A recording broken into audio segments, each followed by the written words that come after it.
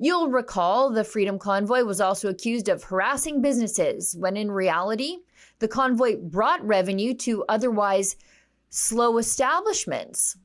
But these anti-Israel protesters, well, they really are the ones defacing and harassing businesses for the crime of being owned by Jews. Has Trudeau denounced any of this truly?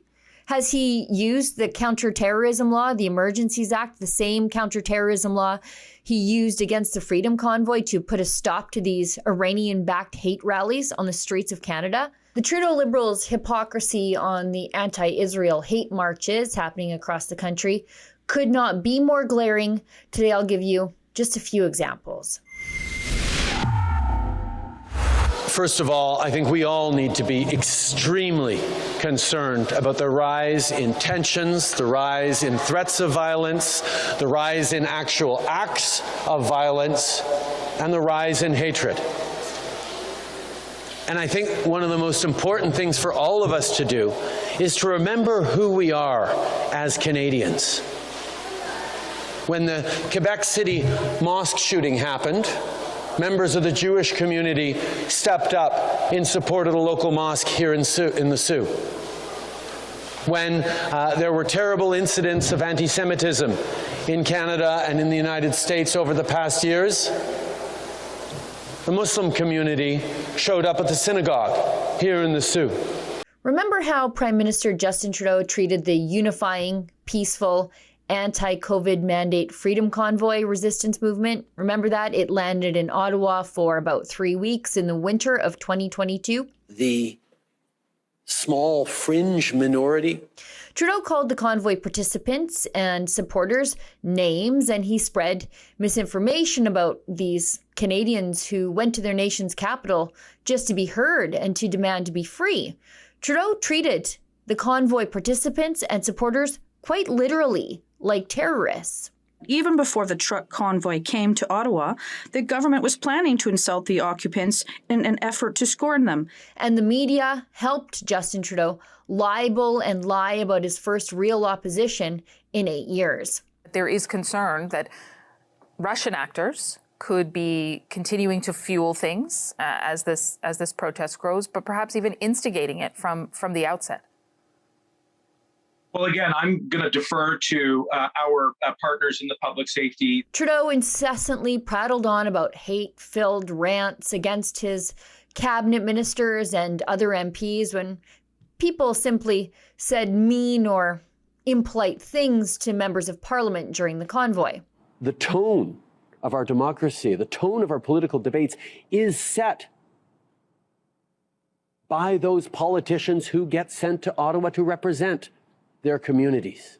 But fast forward a year and a half, and here is a real racialized MP, Conservative MP Ziad Abdeltaif, who happens to be Lebanese, getting accosted by hate-filled anti-Israel protesters just a couple of days ago. And last week, MPs and senators were blocked from going to work by anti-Israel protesters in Ottawa. Ceasefire now! Ceasefire now! Ceasefire now!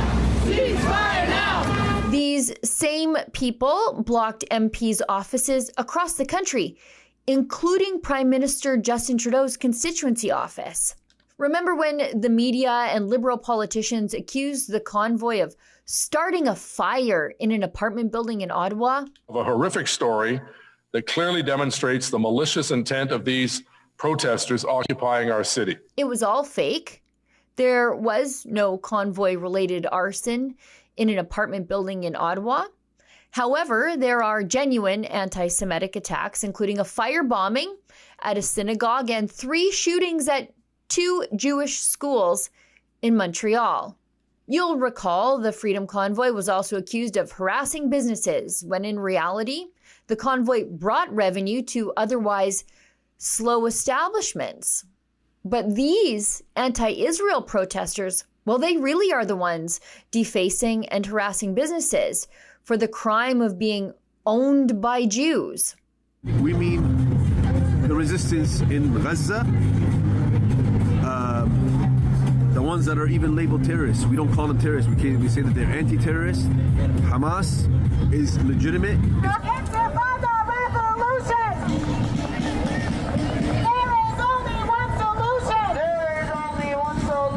Has Trudeau denounced any of this truly? Has he used the counterterrorism law, the Emergencies Act, the same counterterrorism law he used against the Freedom Convoy to put a stop to these Iranian-backed hate rallies on the streets of Canada? If you want your hostages back, you will have your hostages back. Only if you return all our political prisoners. Only the 11,000 political prisoners. Do you guys think that Hamas is a terrorist organization? No! Do you guys think that Hamas is a terrorist organization? No! And there were no 1,300 deaths in Israel?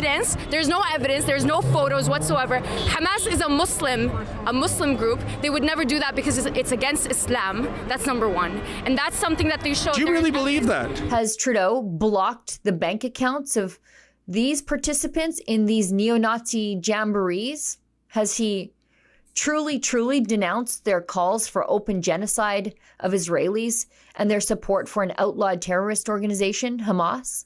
No, because for Trudeau, the real emergency in the Emergencies Act was the opposition to him and not the danger of a genocidal ideology supported by the enemies of Western civilization now percolating in the streets of Canada. For Rebel News, I'm Sheila Gunn Reid. To send a message that Canadians, despite our milquetoast politicians, condemn these hate rallies happening on the streets of our country and that we stand with the civilians of Israel, please go to CanadaStandsWithIsrael.com and add your name to the petition.